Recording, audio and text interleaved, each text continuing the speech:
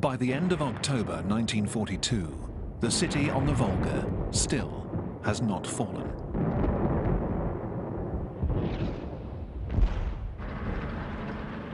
The Führer announces to the German people, "We have taken Stalingrad. A few pockets of resistance remain. We will take them one by one. It is just a question of time."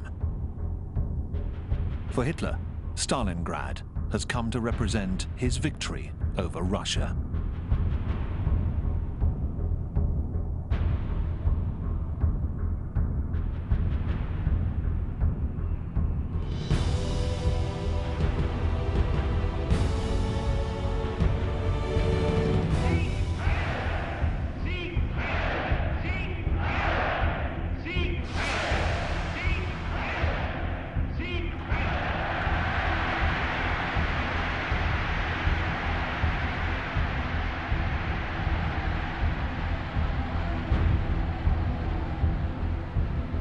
After 2 years of fighting in Russia, the Germans have threatened to vanquish the Eastern Giant.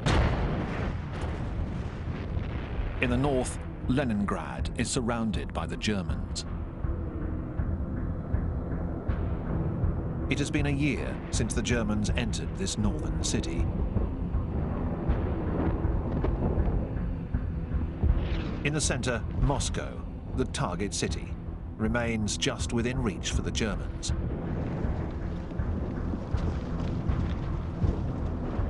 In the south, the drive towards the Baku oil fields has come to a halt in the Caucasus Mountains.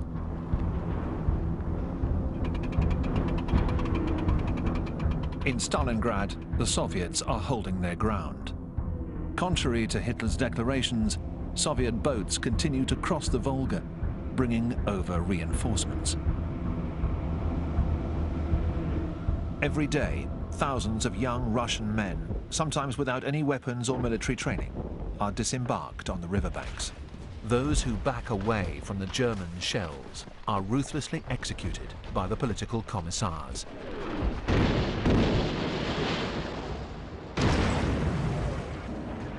On the 7th of November, the anniversary of the revolution, the beleaguered soldiers holding Stalingrad and the Soviet troops all along the front listen to their commander-in-chief, Stalin, make this astonishing declaration. "Tomorrow there will be celebrations in our streets."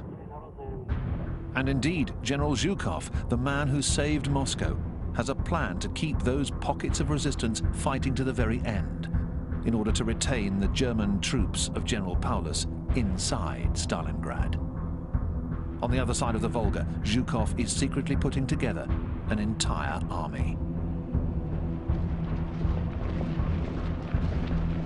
The country has been ravaged, 1/4 of its territory lost.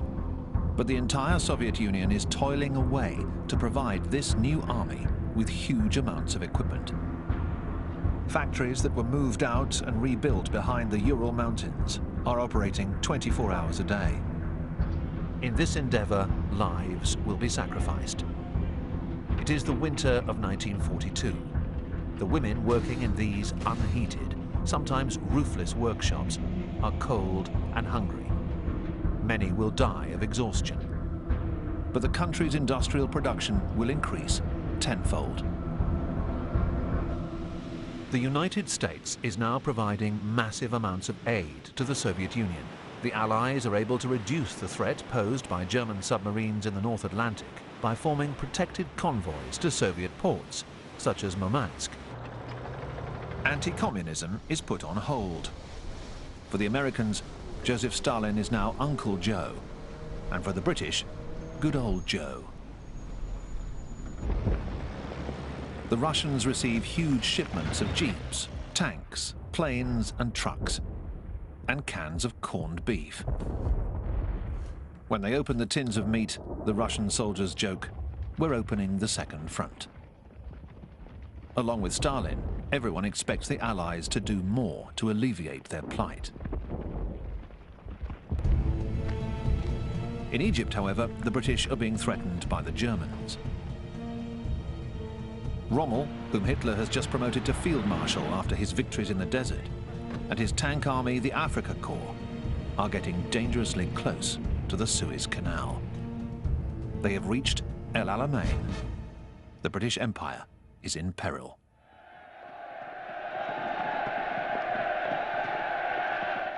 The British Prime Minister Winston Churchill comes to encourage his army in the desert. The situation is grim, but he retains his sense of humour and shares cheerful moments with his men.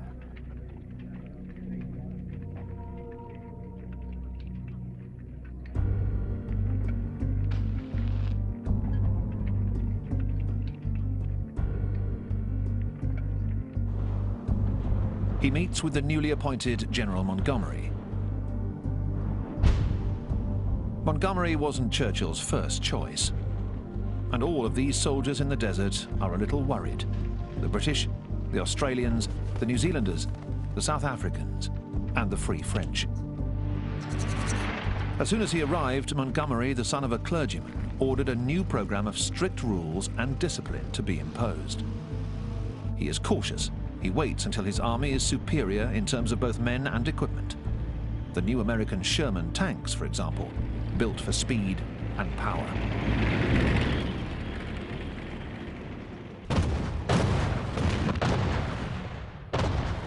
Montgomery launches his offensive with a preliminary artillery barrage, followed by a massive tank assault. But the German 88 flak guns caused tremendous losses. Rommel's soldiers counterattack relentlessly.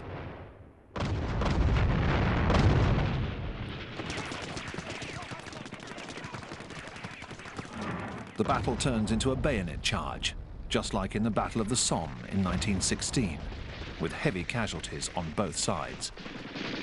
In this deadly game, it is the side with the most men that wins. In a letter to his wife, Rommel writes, "We're simply being crushed by the enemy's weight." He receives a message from Hitler. There can be no other thought than to stand fast, yield not a yard of ground. Rommel writes back to his wife, "I rack my brains for a way out of this plight for my poor troops. We are facing perhaps the most difficult days that a man can undergo." And he adds, "The dead are lucky. It's all over for them." Rommel retreats.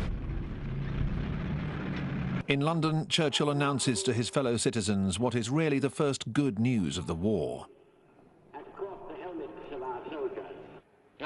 This is not the end.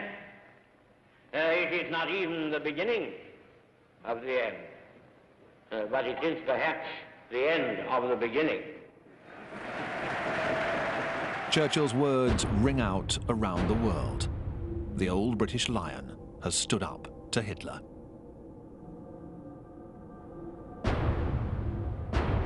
Back in his headquarters, the Wolf's Lair, Hitler is scornful. He says, "It is just a setback. The war will go on."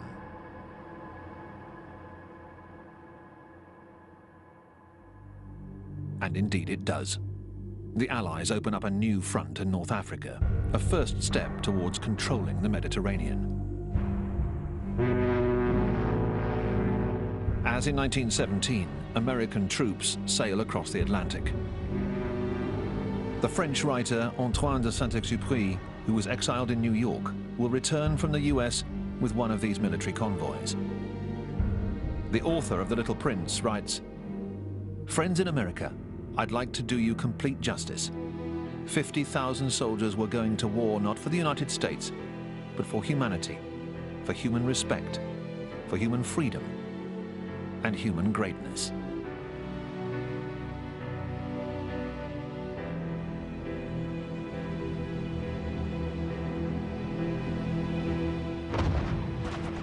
Off the coast of Casablanca and Oran, the British and Americans are greeted with cannon fire from the Vichy French. They counterattack.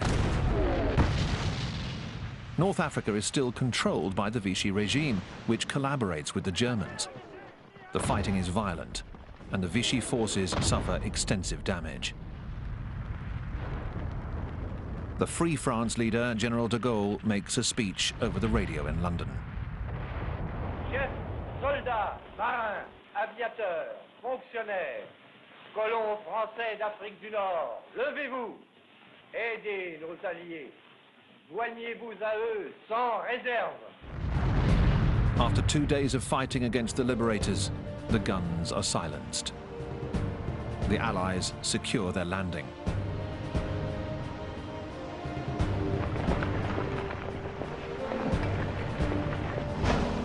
In Algiers, the pragmatic US Commander-in-Chief, General Eisenhower, negotiates with the Vichy regime's military commander, Admiral Darlan.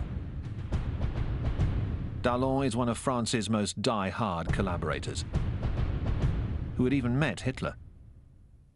He decides to switch sides, and the French forces in Algeria and Morocco join the Allies.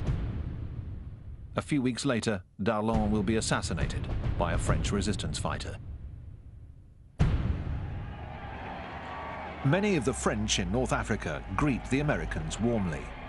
The Zouaves in the French Army of Africa are also relieved. They never really wanted to shoot at the Americans. In fact, they will soon be fighting side by side with them, like almost all of the other French colonials. As will the indigenous soldiers, as they are called at the time. The Axis powers have anticipated the Allies by moving into Tunisia, a territory still controlled by the Vichy regime, which allows the Germans to stay.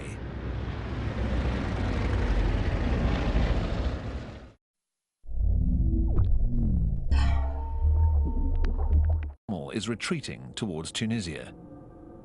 2 days later, in order to secure the Mediterranean coast, Hitler invades southern France, the hitherto unoccupied free zone. Hitler's orders are to take the port of Toulon, where most of the Vichy navy is based. With their shaky autonomy now at risk, the Vichy admirals decide to scuttle their fleet. They proceed to sink their own ships in order to keep them from falling into the hands of the Germans or the Allies. That is the tragic result of the politics of the Vichy regime. But it's not good news for Hitler. With the arrival of the Germans, those Jews hiding in the remaining pockets of French tolerance have little chance of survival. Amidst the increasingly sinister atmosphere of roundups and denunciations all over Europe, children are saved by courageous families. Like Karl de Brouwer's family. He is a Belgian banker. He films his 4 children, while he and his wife Denise hide 2 Jewish children. Monique Mogelski, the 12-year-old daughter of an engineer, who is hiding somewhere himself. And 6-year-old Adrian Sepkaru. Adrian's mother was arrested and deported to a work camp in Eastern Europe. She will never return from Auschwitz. By now, many people suspect that when the occupiers use words like work camp, its true meaning is death. Karl and Denise de Brouwer are everyday heroes who will one day be awarded the title of Righteous Among the Nations, along with more than 20,000 other men and women from all over occupied Europe.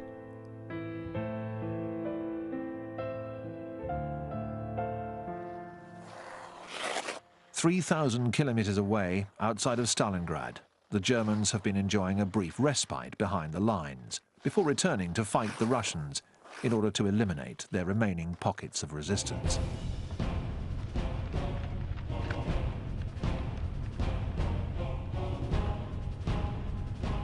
The German army's flanks are defended by units from the Reich's satellite countries, Romanians, Hungarians, and Italians, who are totally unaware of the danger looming just around the corner.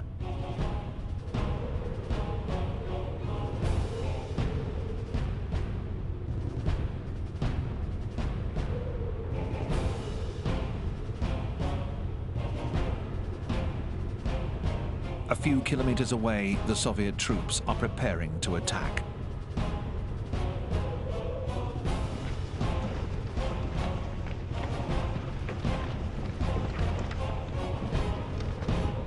They are ready to fight, and there are over 1 million of them.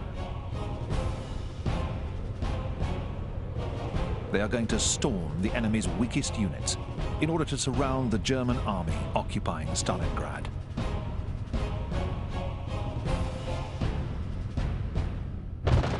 At 7 a.m., the Soviets obliterate the enemy's lines, pounding them with the rocket launchers they call Stalin's organs.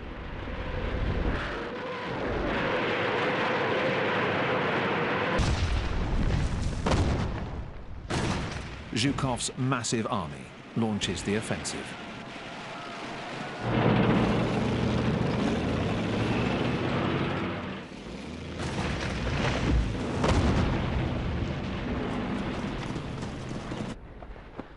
The Hungarians don't have enough ammunition. The Romanians don't have any anti-tank weapons. They, as well as the Italians, lost a massive number of men.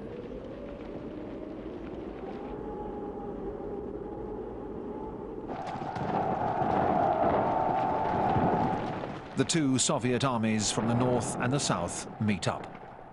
Soviet filmmakers use their skills to glorify the moment.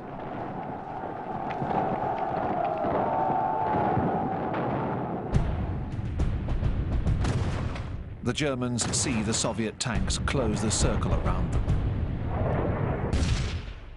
General Paulus's 6th Army is trapped inside Stalingrad.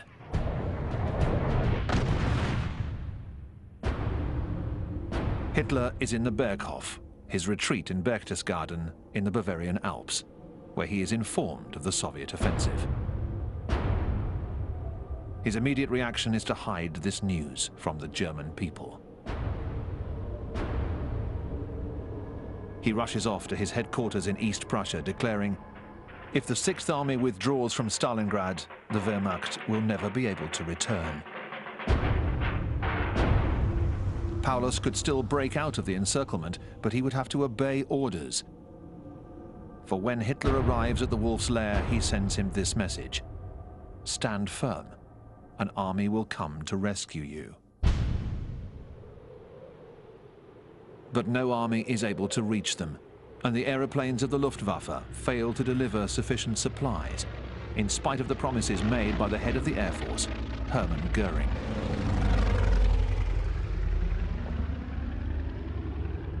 At Christmas, rations are reduced to 50 grams of bread and 12 grams of fat.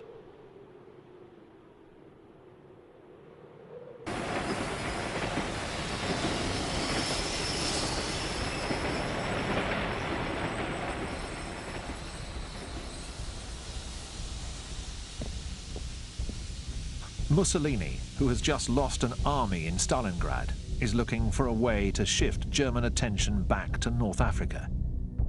He writes to Hitler, "In my opinion, Russia can never be annihilated. She is defended by her very size, a territory so vast that it can never be conquered or held. The Russian chapter is over. We should make peace with Stalin." What would Hitler do? To negotiate would be to admit that the campaign in Russia was a huge failure. Future events, however, will not give Hitler the choice. Roosevelt, the President of the United States, has arrived in Casablanca in Morocco to attend one of the most important meetings in modern history. He and Churchill want to settle the prickly question of French political power. Roosevelt wants to exclude de Gaulle, who since 1940 has been claiming his legitimacy as the leader of the French resistance movement. Roosevelt says, "General de Gaulle is a soldier, certainly a patriot and devoted to his country. But on the other hand, he is also a politician and a sectarian, and I believe in him he has all the attributes of a dictator." Roosevelt prefers to invite another of France's great leaders to Casablanca, General Giraud.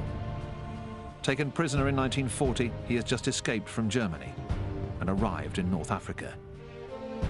He cuts a dashing figure. Churchill continues to support de Gaulle, whom he invites in order to try to reconcile the two rival generals, which is not an easy task.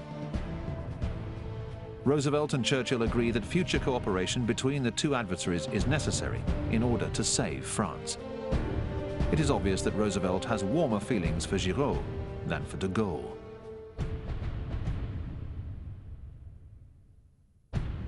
Then at the closing press conference, Roosevelt and Churchill make a declaration of the utmost importance. With great vehemence, they pronounce the words that will henceforth become the Allies' credo: unconditional surrender by Germany, Japan, and Italy.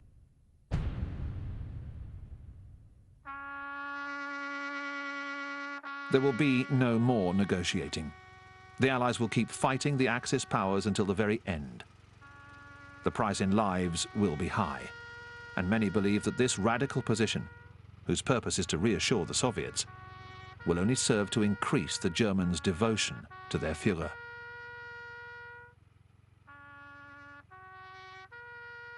Stalin is satisfied.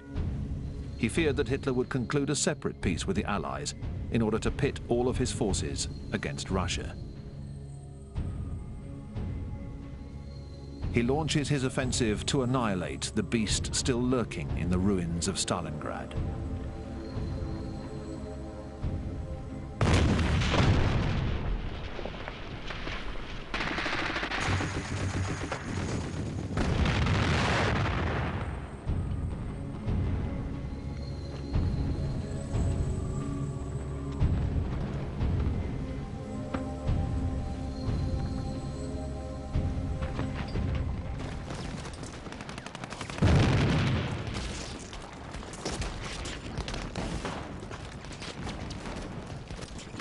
Beyond the red flag is the Univermag store, where the commander of the Sixth Army, General Friedrich Paulus, is entrenched. His men surrender.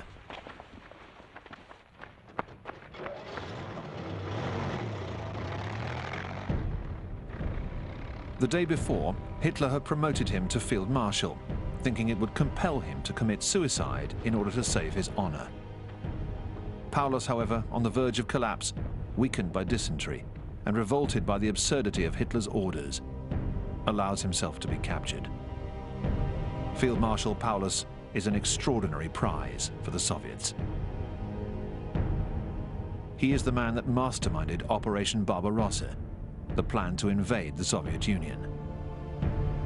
The Soviet leaders can hardly believe it. Paulus will collaborate with the Soviets and testify at the Nuremberg trials against his former commanders, such as Keitel. When he is released in 1953, he will settle in East Germany. His reaction is mainly a rejection of Hitler's outrageous policies. Many of his men feel the same way. Hitler can go to the devil, the German prisoners dare to mutter in the few words of Russian they know. We want to go home.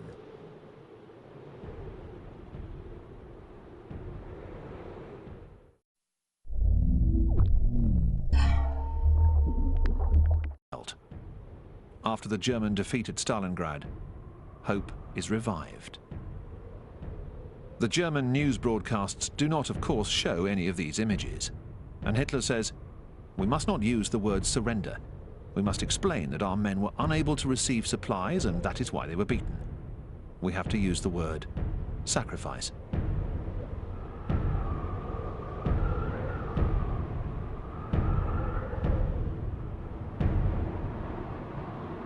The Nazis want to turn this national disaster into an opportunity for galvanizing the German people. The Minister of Propaganda, Goebbels, assumes the task of mobilizing all the nation's energy and resources towards this end.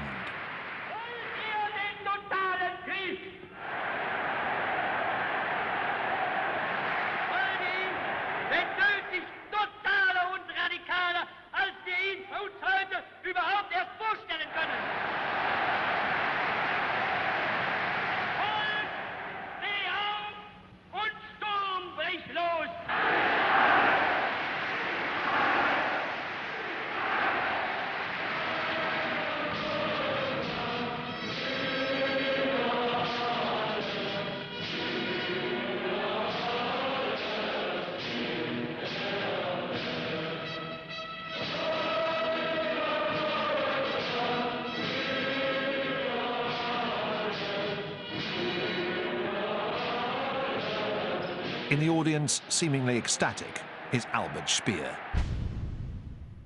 He will furnish Hitler with the means to implement total war. Hitler calls him his only friend. The 38-year-old architect, builder of the Führer's megalomaniac edifices, has been appointed Minister of Armaments.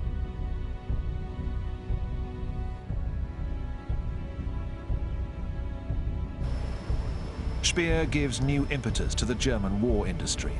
He is a masterful organizer, but above all, he is an adamant Nazi.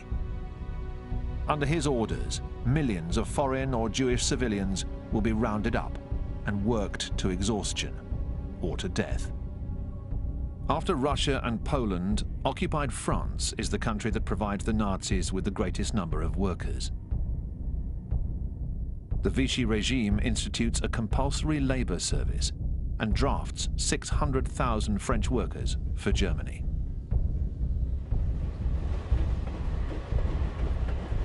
Those who want to evade this service take to the forests and join the resistance movement. The song of these groups is the partisan song. Amis, entends-tu le cri noir des corbeaux sur nos plaines? Amis, entends-tu les cris sourds du pays qu'on enchaîne? Oh, et partisans, ouvriers et paysans, à vos armes. Underground resistance groups have been created in all of the occupied countries. Montez de la mine, descendez des collines, camarades. Sortez de la paille, les fusils, la mitraille, les grenades. Oui, les tueurs à la balle et au couteau, très vite. Oui, saboteurs, attention à ton fardeau, dynamite. C'est nous qui brisons les barreaux des prisons pour nos frères. Si nous battus, nous marchons, nous tuons, nous crèvent. Ami, si tu tombes, un ami sort de l'ombre à ta place.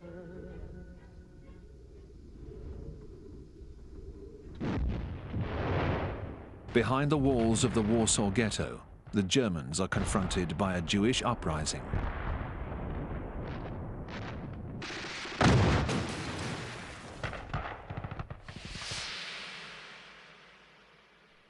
Before the war, this area of Warsaw was a lively, open district, filmed in color here by an American tourist.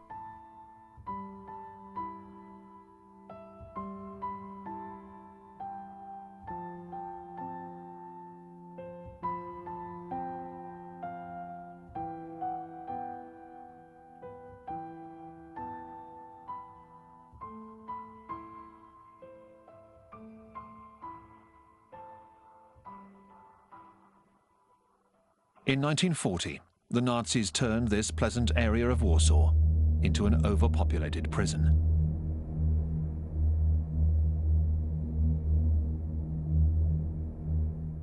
This woman shrieks in grief as she carries her dead child through the streets. The Warsaw Ghetto in 1941.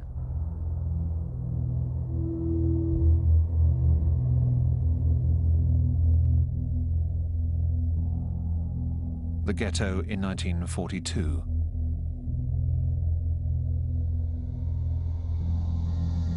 The ghetto in 1943.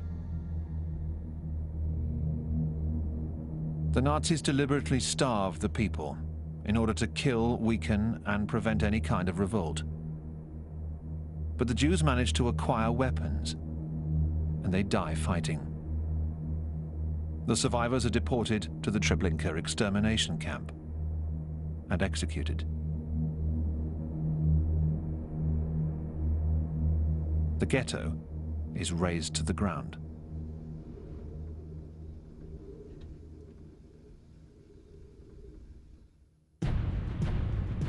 At the same time, the Allies win another victory. They enter Tunis.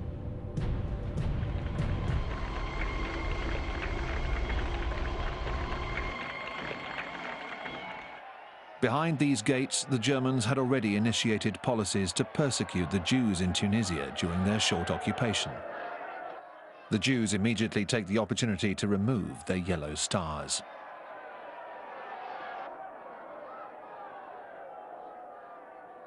The Italian prisoners receive insulting gestures from the crowd.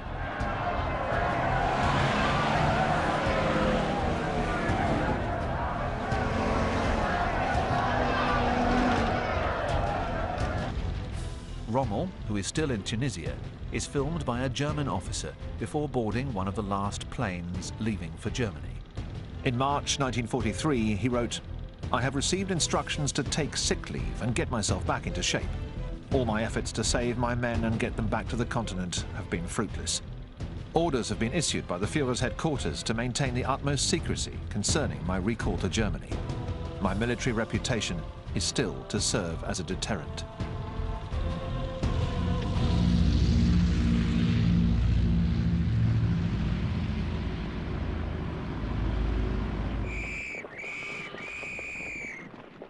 The Afrika Korps has been captured and is now marching in long lines towards the American fleet's ships to be taken away to the other side of the Atlantic.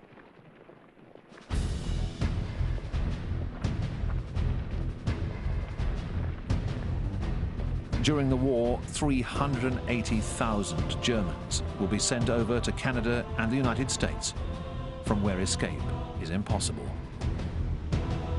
These prisoners are about to embark on a strange odyssey. It begins on these military transport ships. Many feel like they're in a dream. For them, the war is over and they are safe.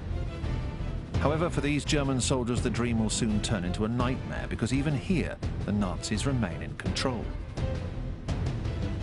These men coming off the boat in Canada insist on making the salute, even those with just one arm. Some prisoners are sent to camps in Virginia and Texas. They work on cotton or tobacco plantations.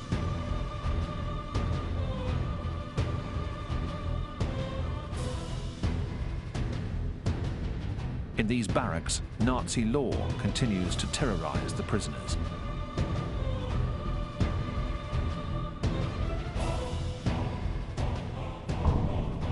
Within a short time, Nazi officers have taken control of the prisons, using intimidation, torture, and even murder to maintain fascist ideology among their fellow prisoners. And this message must reach the German soldiers fighting and suffering on all of the German fronts. They have to understand that they have nothing to gain from turning themselves in to the Allies.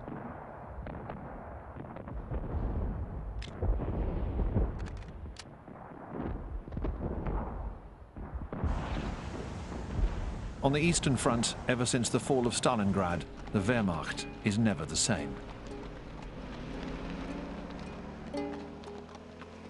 The soldiers exchange rumors about the Führer.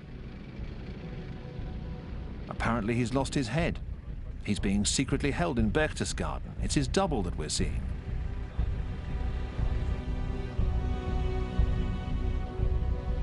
But no, it is Hitler himself, filmed here in Berchtesgaden by his mistress, Eva Braun.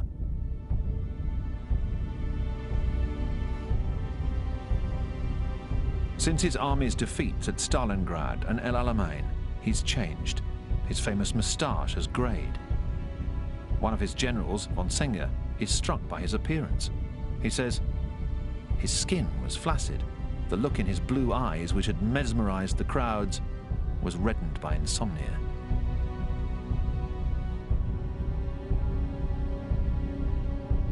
In fact, his physician, Dr. Morell, has concocted cocaine eye drops for him.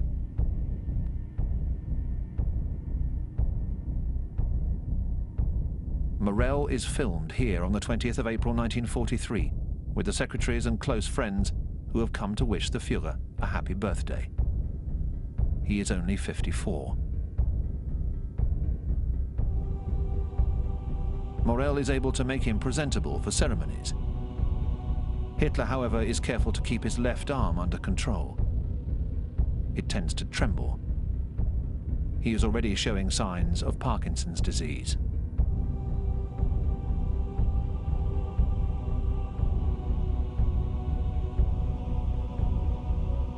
As a result, the head of the SS, Himmler, becomes even more important. The SS, whose recruits were now coming from the Hitler Youth, started out as the Schutzstaffel, the protection squad for Nazi officials. Later, it would provide the guards for the concentration camps. The SS has now created a veritable army of its own, the Waffen-SS. In the future, these elite troops, under Himmler's orders, are expected to replace the Wehrmacht, which is no longer considered completely loyal. Increasingly, Himmler recruits from the occupied countries, fanatics such as these Bosnian SS.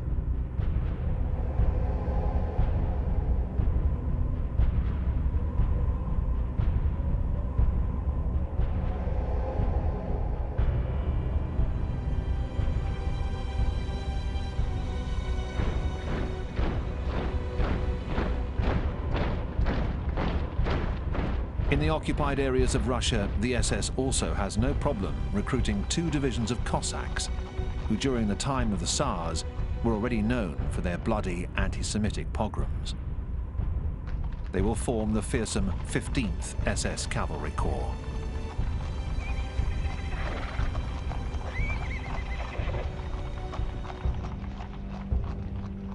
As for the Wehrmacht, it will enlist as many as 1 million Soviet prisoners who have no other choice. They can either die of hunger or fight alongside the Germans. Some, like former Soviet General Andrei Vlasov, are also against Stalin. After the German siege of Leningrad, Vlasov was taken prisoner and changed sides. He will command the Russian Liberation Army under the flag of the Wehrmacht. The Germans outfit this veritable foreign legion of theirs with the best equipment, such as the Tiger tank, designed by the brilliant engineer Ferdinand Porsche. With its 88mm gun, the Tiger was the most dreaded of the German tanks.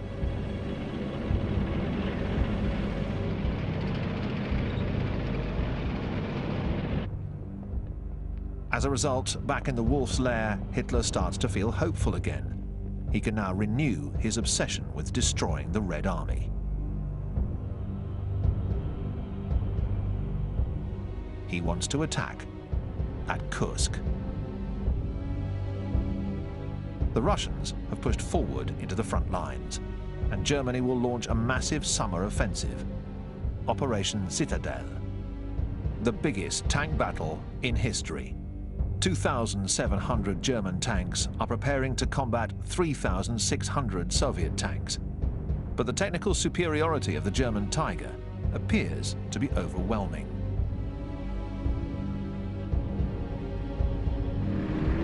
Hitler knows the importance of this battle.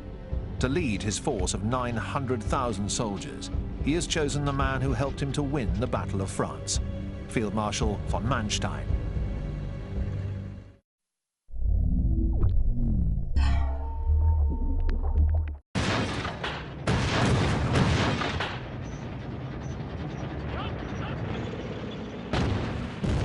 The offensive, led by the Tiger tanks, breaks through the Soviet lines, but encounters a brutal anti-armor defense set up by the Soviets and dense concentrations of tanks.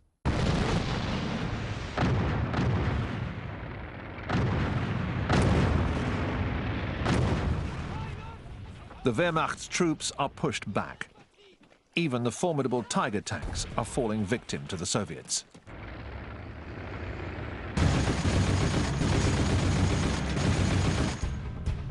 And the Soviets have a secret weapon. The British have succeeded in capturing and decoding the German encryption machine called Enigma, and they are now able to read all of the most secret German orders. The powerful Soviet Secret Service in Great Britain had managed to pass on the decoded operation plans to Moscow.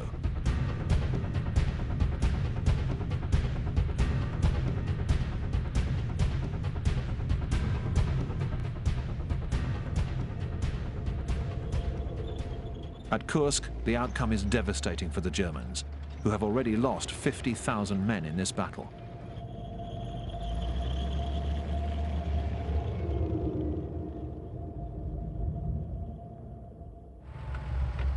Von Manstein wants reinforcements in order to continue his offensive. He is waiting for Hitler.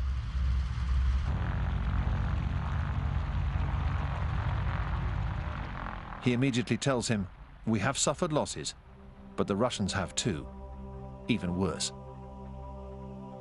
Hitler seems very hesitant. He mutters a few inanities. Von Manstein will write, "He seems to me to be quite feeble." This impression is confirmed. Since the beginning of the war, 2 million German soldiers have already been killed, wounded, or gone missing in action. Hitler will never be able to fill that void.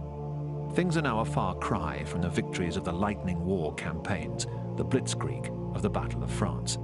Kursk is the real turning point in the war, because Hitler moves over to the defensive.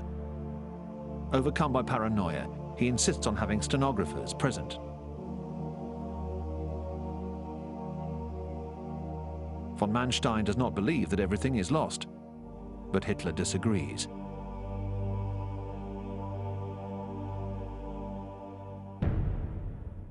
Von Manstein implores him to continue the offensive.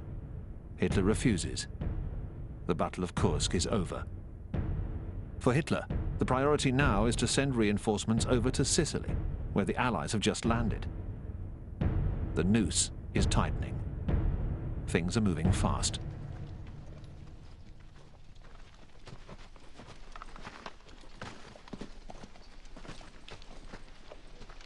All Hitler can do is try to hold back the advancing Allies.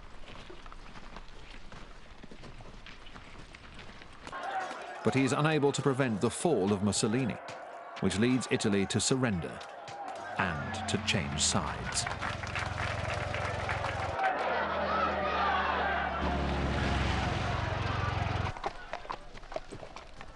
The new Italian government has Mussolini imprisoned up in the mountains. Hitler sends an airborne commando unit to rescue him. Hitler wants Mussolini back in power. He sends him back to Italy to re-establish his fascist regime with the help of the German army. The Germans invade Italy and have no qualms about slaughtering their former allies who attempt to resist. The Germans immediately start going after the Jews in Rome, Milan, Genoa, Florence, and Trieste. Hitler's greatest concern is to prevent any further Allied landings in Italy, and above all in France. This is the idea behind Fortress Europe, whose emblem is the Atlantic Wall, a staggering system of fortifications stretching from Norway down to the Spanish border. Rommel is put in charge of defending Fortress Europe. He says, "It is absolutely necessary that we push the British and Americans back from the beaches. Afterwards, it will be too late. The first 24 hours of the invasion will be decisive. It will be the longest day." For Rommel and the Nazis, this is the beginning of the twilight of the gods, the final months of Nazi Germany. And yet these German newsreel images of Rommel, who has been invited to tea by Magda Goebbels, the wife of the propaganda minister, are revealing of the mood of the Nazis at this point in the war. Nazi ideology puts faith in victory and vanquishes doubt.